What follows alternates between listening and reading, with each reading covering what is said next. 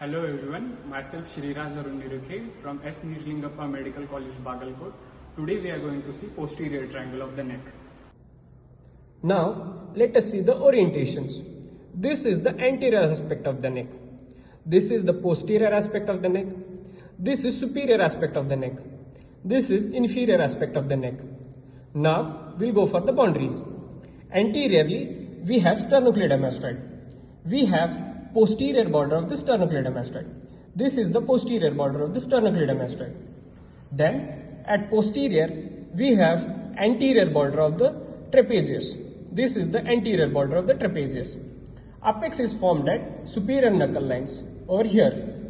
The two muscles, the sternocleidomastoid and the trapezius, would cross each other over here. We have the base at the clavicle.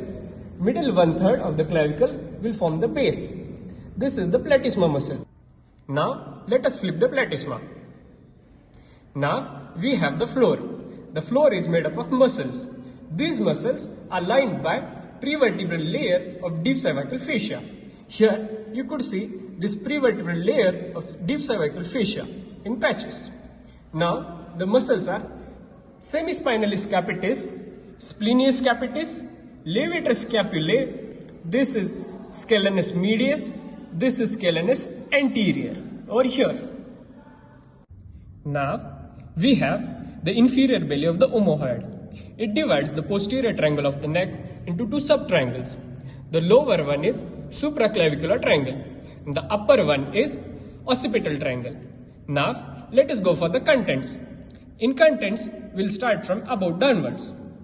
From above we have occipital artery. This is the occipital artery. This is greater occipital nerve. Now we have cutaneous nerve. This is spinal accessory nerve. It crosses sternocleidomastoid and the trapezius downwards. Now we have great auricular nerve.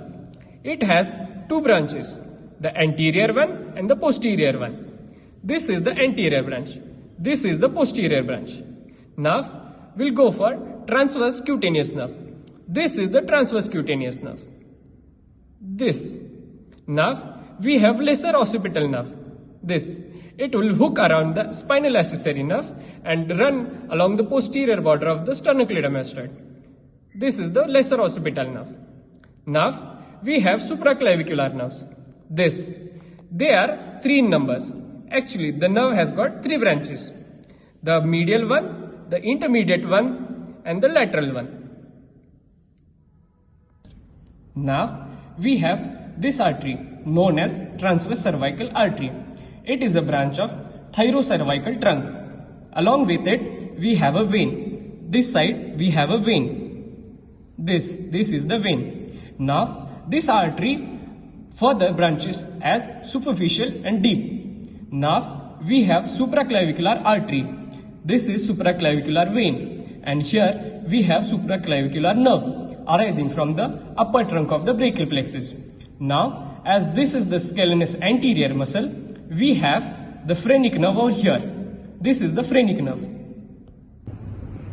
This is external jugular vein. It drains into subclavian vein. It is formed by the union of posterior auricular vein and posterior branch of retromandibular vein. Now we have this subtriangle known as supraclavicular triangle. In this triangle we have this scalenus anterior muscle and this scalenus medius muscle.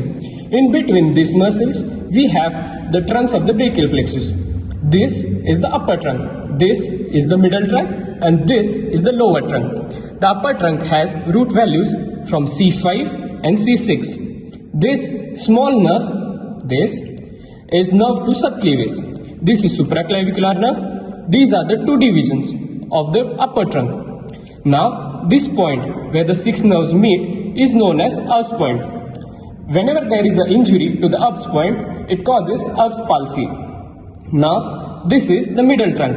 It has root values C7. This is the lower trunk. It has root values C8 and T1. Now this is the third part of the subclavian artery.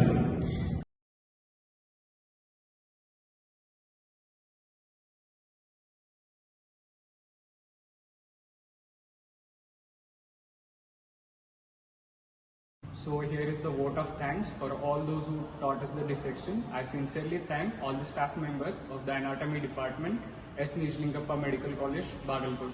Thank you.